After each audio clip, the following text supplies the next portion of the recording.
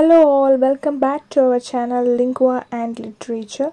Today's topic is 4 categories of literary theories by M.H.Abrams.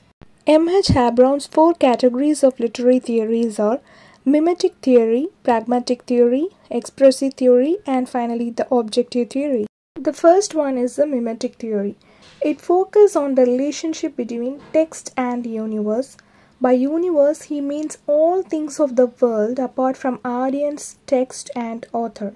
The second theory is the pragmatic theory, which are interested in the relationship between text and audience. And the third theory is expressive theory, which are concerned with the text-author relationship. And the last theory is the objective theory, the most recent classification, which focuses on analysis of the text in isolation. The first category of mimetic theories forms the oldest and is, according to Abrams, the most primitive of the 4 categories. According to this theory, the artist is an imitator of aspects of the observable universe.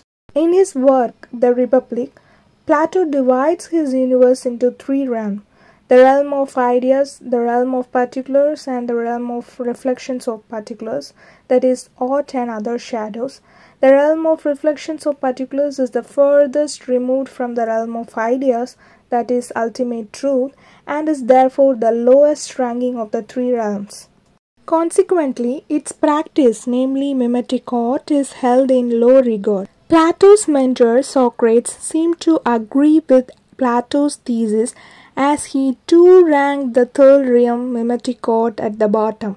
In his famous analogy of the 3 beds, Socrates refers to the first bed, that is bed 1, as the bed of ideas, bed 2 as the bed of lie, that is carpenter's bed, which is the bed of realm of particulars, bed 3, the bed in the painting, is a representation of the ideal bed. Bed 3 is being twice removed from the ideal bed, as it is the most untrue of the 3. Aristotle points out, however, that the value of bed 3, which is the painter's bed, is not dependent upon its relation to bed 1, that is the bed of the gods or ideal truth.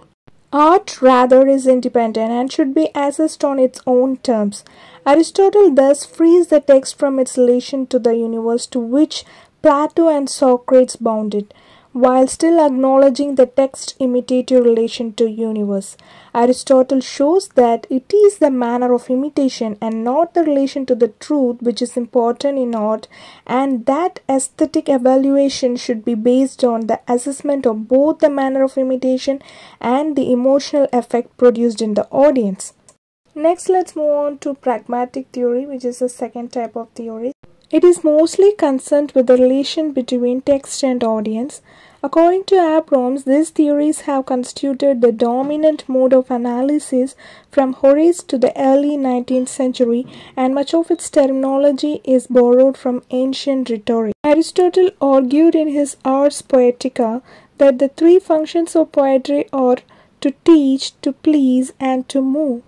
Cicero, the Church Fathers, and the Italian guides all developed a theory of poetry through this reinterpretation of Aristotle, and it was Sir Philip Sidney who, in his work Apology for Poetry, expanded Aristotle's theories into a specifically didactic theory of poetry.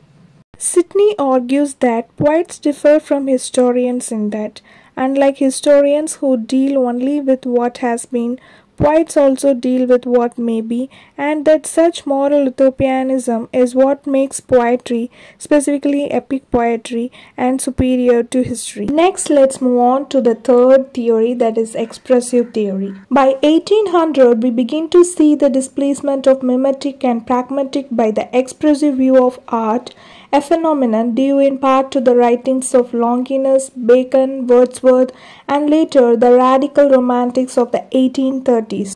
With this new expressive view of art, the primary duty of the artist was no longer to serve as a mirror reflecting outer things, but instead to externalize the internal and make one's inner life the primary subject of art. It is around this time in the early 19th century that the mirror, which had hitherto been the conventional symbol of the artist, becomes the lamp.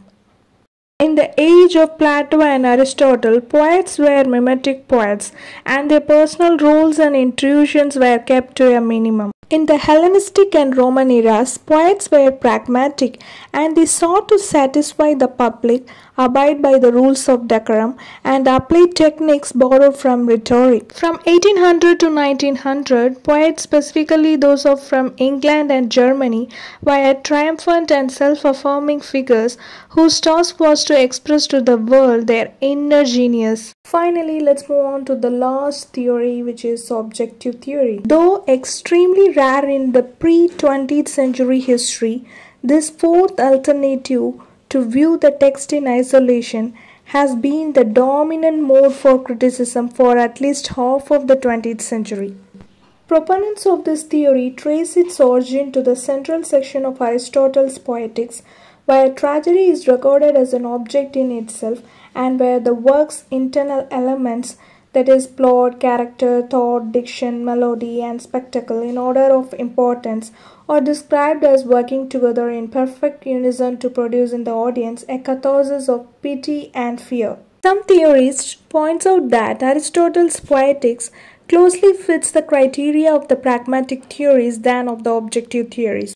During the period 1780 to 1820, an art for art's sake movement begins to emerge. Under this new theory, the poem came to be considered a heterocosm which functions independently and according to its own set of rules. But it's not until the first half of the 20th century, with its high modernism, Chicago neo-Aristotelianism and other schools, that this art for art's sake movement would place the objective theories in a position of ascendancy over the other critical orientation. That's all about today's topic. To get updates, please subscribe to our channel Lingo and Literature.